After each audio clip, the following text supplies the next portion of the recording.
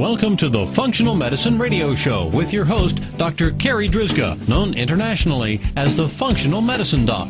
Dr. Carri is committed to helping patients find the root cause of their health problems and fixing the cause with natural treatments so they can feel normal again. Dr. Carri is the founder of Functional Medicine Ontario and is the author of the hit book, Reclaim Your Energy and Feel Normal Again. Please welcome your host, Dr. Carri Drzyzga. Hello everybody, and welcome to the Functional Medicine Radio Show, the only internet radio show dedicated to giving you real solutions to improve your health.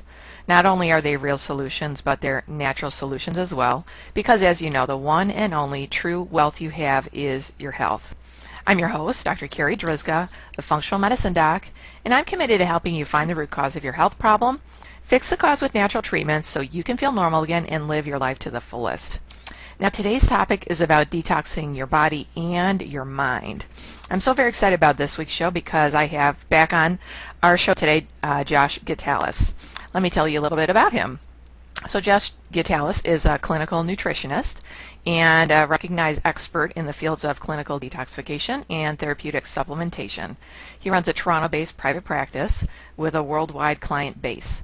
As a leader in his field, Josh teaches clinical nutrition for several natural health colleges and is the first Canadian nutritionist to become an Institute for Functional Medicine certified practitioner.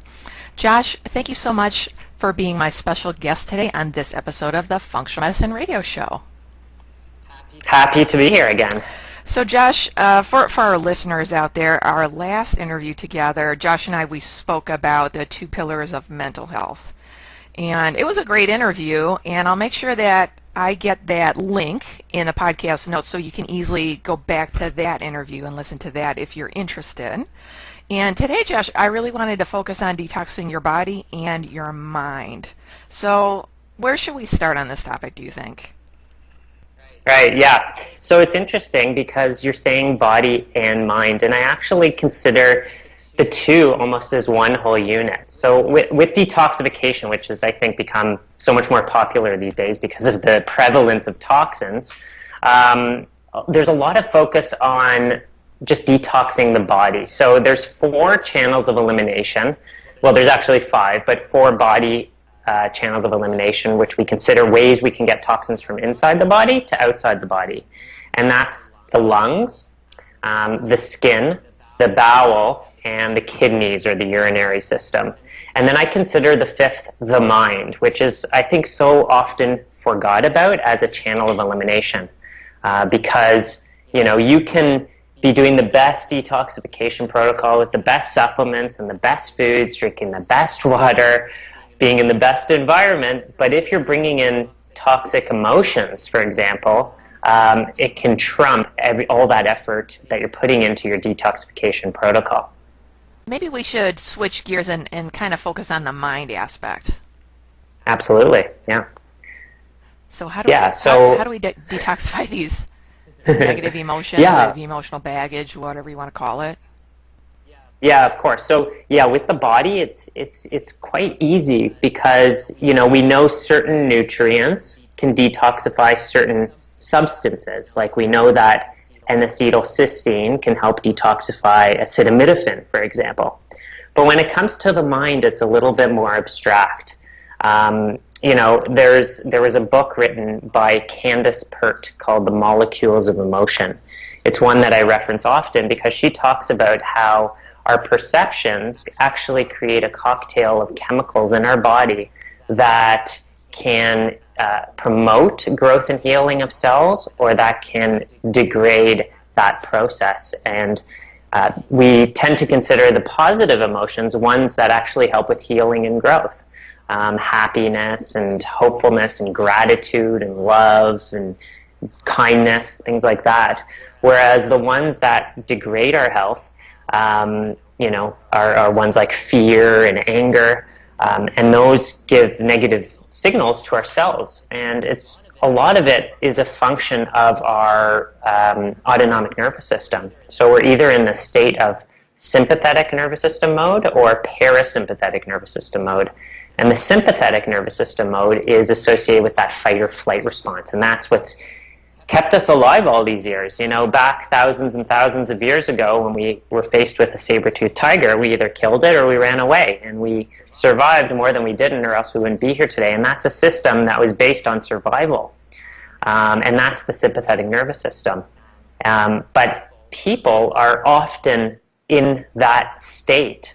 There's so many things pushing us to go into that state. The world right now is really working against us. There's cell phones and computers and noise and chemicals and bright lights, and I mean the list goes on, and it just keeps on pushing us down that pathway. Whereas where true healing begins is really in that rest and digest, stop and think mode. Where we can turn on that parasympathetic nervous system. In that state, we can turn on liver detoxification, we can turn on digestion, we can turn on a lot of our metabolic activities that happen internally. I have actually a really interesting example of a client I met with, it was actually last week, and she is dealing with multiple chemical sensitivity. We've done mold testing, and we see these markers in her blood. We know that she's very, very sensitive to environmental toxins. When she's in an environment, she feels it right away. And she's gone to some of the top environmental specialists, but no one has ever really discussed detoxifying the mind and getting the mind in the game. And she's a very, very type A personality, so she's always in that fight or flight mode, that sympathetic mode. And liver detoxification won't even really turn on to its full capacity if you're in that mode, right? Because you're always on the go. You're never stopping to let that process take its steps, because your body is just trying to deal with that situation. So that is now becoming a huge part of her protocol for multiple chemical sensitivity, is to detoxifying the mind, to getting into different activities, which we can talk about in a moment, that really help to move emotions through and to help bring that nervous system into more of a rest and digest mode. So Josh, as you were talking, I was thinking of a few things. So thank you again for mentioning Dr. Candace Pert's book, The Molecules of Emotion. That was such an excellent book. And for the listeners out there, Dr. Pert is a researcher. She was at that point, I think, at the National Institutes of Health in Bethesda, Maryland, and she made the link between emotions in your body actually are molecules and become chemistry in your body. And then I also kind of had the thought too, Josh, about in traditional Chinese medicine, because that's part of my training as a naturopath. In traditional Chinese medicine, they talk about an emotional aspect too, based on different body organs. I don't necessarily know if any of this has been proven, but the concept that lungs are associated with grief and liver is associated with anger, and then I think the kidneys are fear, and anyways, you get the idea there. But I agree with you that when it comes to health, the bulk of health and getting healthy, really, like when we talk about getting to the root cause, it really is about getting to the bottom of the mental, emotional, to that part of the health puzzle.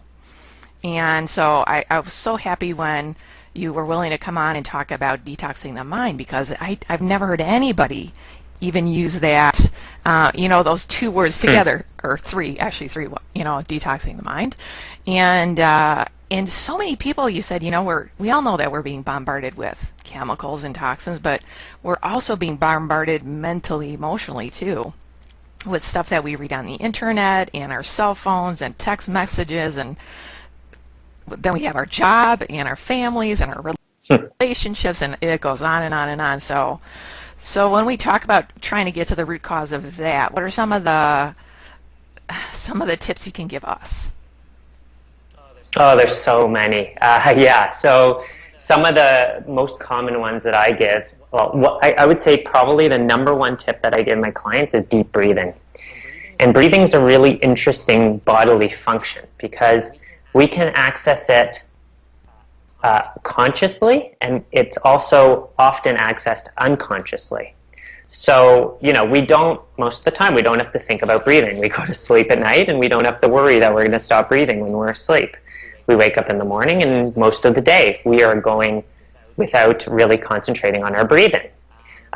So that's part of the involuntary nervous system, but we can also tap into our we can tap into that nervous system voluntarily by thinking about our breathing and deepening it. So one of the things people notice is when they get stressed or stimulated or in danger, the breathing gets much quicker and a lot more shallow. And again, that's a function of that sympathetic nervous system. But when we are more relaxed in that meditative state or a relaxed state, our breathing becomes a lot deeper and a lot more rhythmic.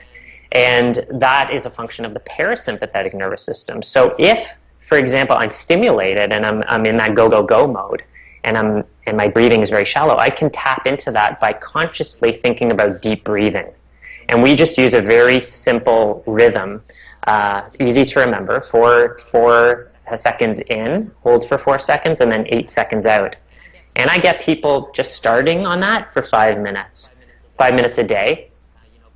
People then say to me, that's so little, you think it's going to do anything? And I say, well, anything's better than nothing, and currently you're doing nothing, and by the end of the week you've got 35 minutes, and by the end of the month you've got 2 hours, and by the end of the year you've got over 30 hours of tapping into this parasympathetic nervous system. So I think deep breathing is one of the most powerful things that people can do, and the cool thing too is you don't need any objects, and you can do it anywhere at any time.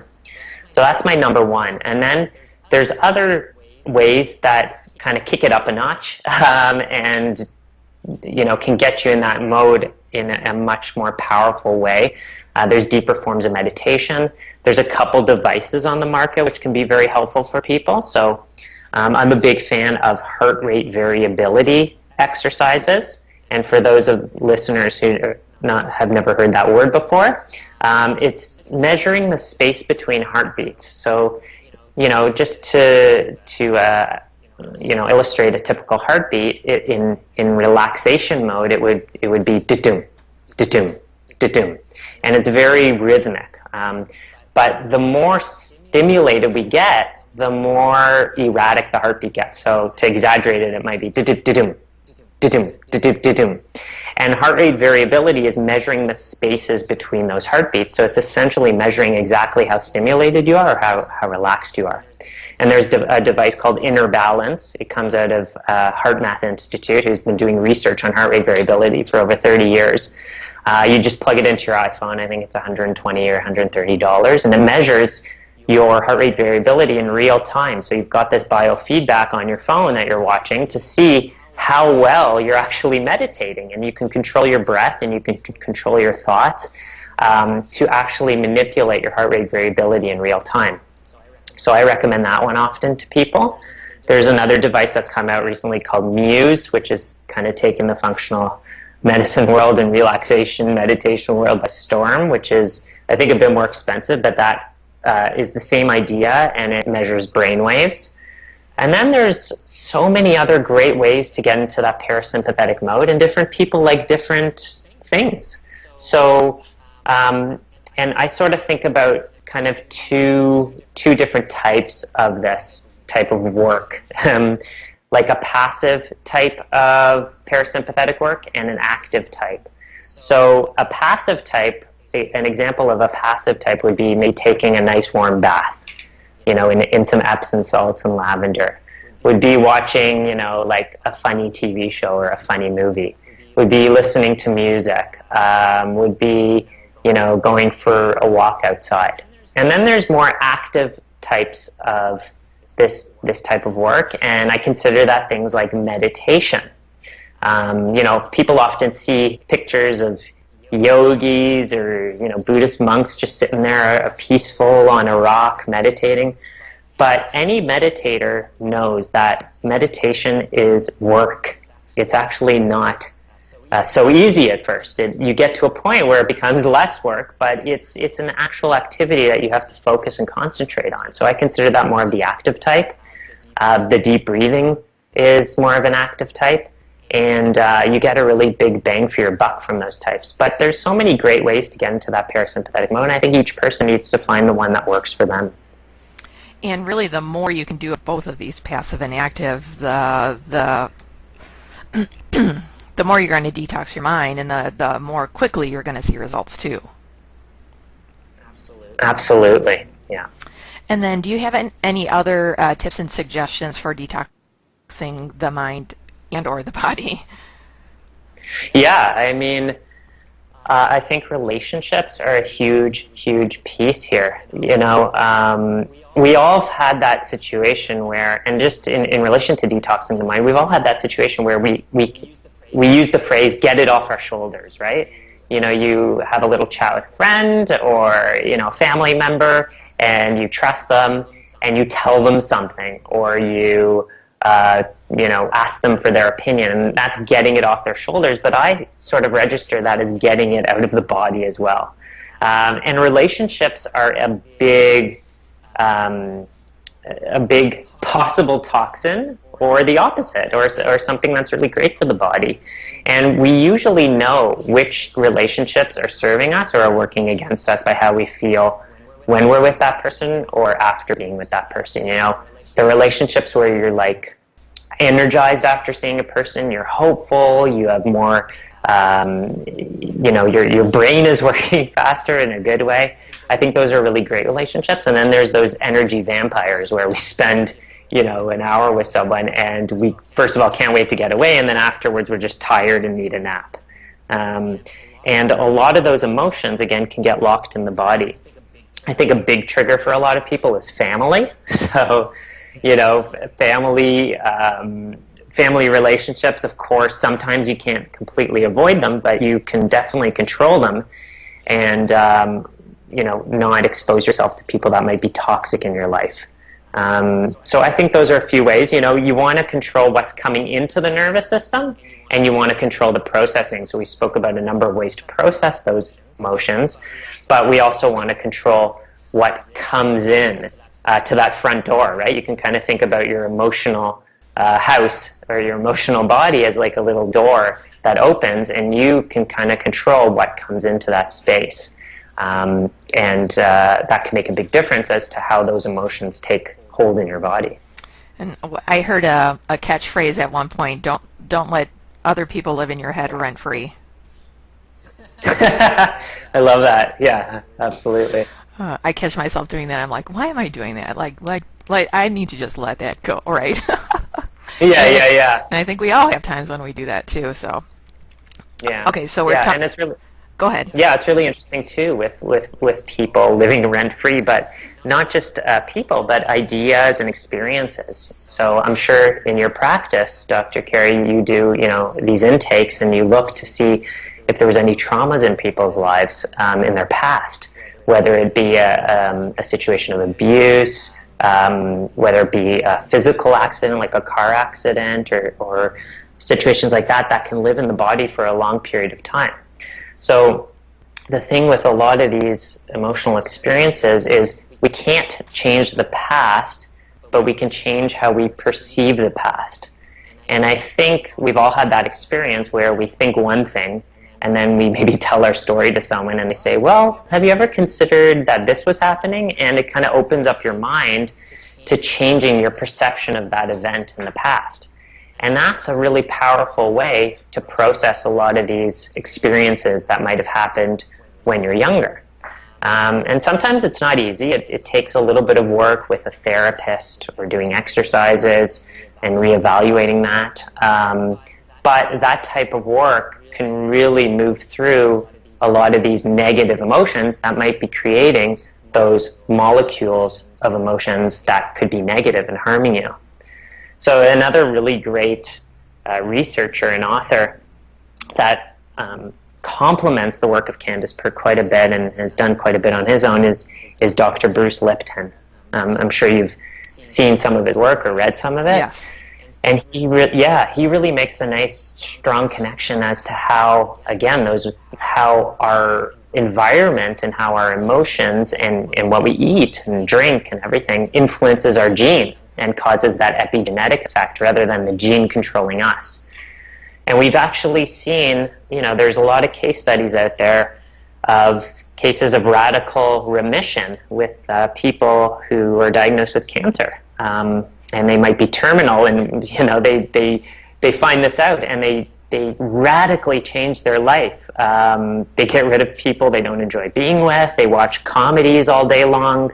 They quit their job. They do activities they love, and lo and behold, the cancer regresses. And this isn't science fiction. Like, this has actually been documented. So it's quite powerful what we can do and what we can accomplish health-wise by dealing with that fifth channel of elimination, the mind. So far we've covered breathing, which is simple. It's cheap since it's free. It can be done anywhere, Mm-hmm. and any time of day. It's just remembering to do it, right? And Yeah. I'll talk to patients. I want to do 5 deep breaths. What time of day do you think you can do that? And they're asked, well, what time is the best time? And I said, the best time is the time that you think you can remember to do it every day. That's the best time. Mm-hmm. And then you spoke about passive and active forms of relaxation, and then dealing with relationships. And then do you have another tip or suggestion for detoxing the mind? Yeah, I think another really important one is just having a safe environment. Where do you spend most of your time? What's your home environment like? What's around you in your home? Who's living with you? Do you have music playing? Do you have TVs playing? Do you have clutter everywhere? Do you have nice music? Do you have loud music? Do you have traffic nearby? And then trying to control as many of these factors as possible to really bring your nervous system into a state of calm as much as you can. Here in Toronto, we've got a highway down that goes right across near the water. It's called the Gardiner Expressway, and there's condos built all over there. They've just shot up in the past 10 years or so. And there's literally people that are living right beside the highway. And I can't even imagine what that's doing to their nervous system, not just their nervous system, but also the exhaust that's going up into the air there, and just having that constant noise in their environment. So we want to really try to control that as much as possible, because, our homes is obviously where we spend most of our time. So what are some ideas of how to control even things like that? Like, I'm thinking in my mind, I'm thinking of like a water fountain could help with some of that, noise issue. Oh, I love that. Yeah, water fountain's great. I mean, I've got a diffuser going on right now, and it makes sort of like a watery, bubbly sound. Some calm music would be really good. Dimming the lights, especially in the evening, so that is really great for our nervous system. And since you mentioned water, I think another really great way to get in that parasympathetic mode is connecting with nature, really in any way you can. I think nature, has a very, very powerful effect, probably way beyond we even understand right now. I've read about some work on what's called aerosols in the environment. So different trees and plants and whatnot release different scents into the air called aerosols that actually help to calm the nervous system. And I believe in is it China or Japan? I can't remember, but they have something. They actually have a name for it called forest bathing. Yes. And different environments and different forests actually get different ratings depending on how powerful they are at releasing those aerosols, which I just find fascinating. So, getting outside is so important. The air inside is way more toxic than the air outside. So there's that. But also getting outside, seeing the sun, if it's in the evening, seeing the stars and the moon. If you can get into a forest, that's super powerful. And, also not spending all your time indoors. Josh, we only have a few more minutes left, and trying to cover this huge topic of detoxing your body, but especially detoxing your mind. Is there anything we haven't covered yet that you think would be important for our listeners to know about? I think just to kind of sum up a lot of what we've spoken about regarding stress is that everyone, whether they know it consciously or subconsciously finds ways to deal with their stress. And some of those ways are constructive and some of them are destructive. So destructive ones would be smoking, drinking, watching violent movies, partying, things like that, doing drugs. And constructive is a lot of the ones we've spoken about today. And those serve the nervous system, they help rebuild it, they help with rejuvenation, and they really help to release a lot of those molecules of emotion. So if you're not doing some of these things that are constructive, you might want to think about just starting to introduce one for 5 minutes a day. And the cool thing about health choices and health habits is they have this compounding effect. They add up over the years, like interest. So if you even start with something really slow and do it for a very short time, and you're consistent with it, it can really make a huge impact over a lifetime. Josh, how can our listeners find out more about you? They can find me at joshgitalis.com. Gitalis is Gitalis. And I also teach a functional nutrition certification program, and they can find out a lot more information on that at functionalnutrition.ca. And that's also, you can find out more information on my website as well about that. And so for the listeners out there, I'll make sure to have those links in the podcast notes so that you can easily find Josh and all the good stuff that he has to offer. And like I said at the outset of our interview, I'll be sure to find our last interview where we spoke about the 2 pillars of mental health. And then on top of that, because really this is Josh, this is our 3rd interview together, right? Yes, it is. So I'll also get the link to our first interview, which, Josh, you remember what that was about? Was it on supplements? Yeah, it was all about supplements. I've had a lot of patients listen to that, and they really enjoyed it. So I'll make sure that we get that link as well so that listeners can go back and get some of those resources as well. Perfect. Josh, thank you again for being my special guest today. This has been another awesome interview. It was a pleasure to be here again. All right, that wraps up this very special episode of the Functional Medicine Radio Show with Josh Gitalis. And I want to thank you, our listeners, for tuning in today. And I'd like to invite you back next time for another episode of the Functional Medicine Radio Show. As always, I'm your host, Dr. Carri Drzyzga, the Functional Medicine Doc. Have a great week, everyone. You've been listening to the Functional Medicine Radio Show with your host, Dr. Carri Drzyzga, known internationally as the Functional Medicine Doc. Dr. Carri is committed to helping patients find the root cause of their health problems and fixing the cause with natural treatments so they can feel normal again. Dr. Carri is the founder of Functional Medicine Ontario and is the author of the hit book, Reclaim Your Energy and Feel Normal Again. Please tell your friends about the Functional Medicine Radio Show, and we'll see you next week with more from Dr. Carri.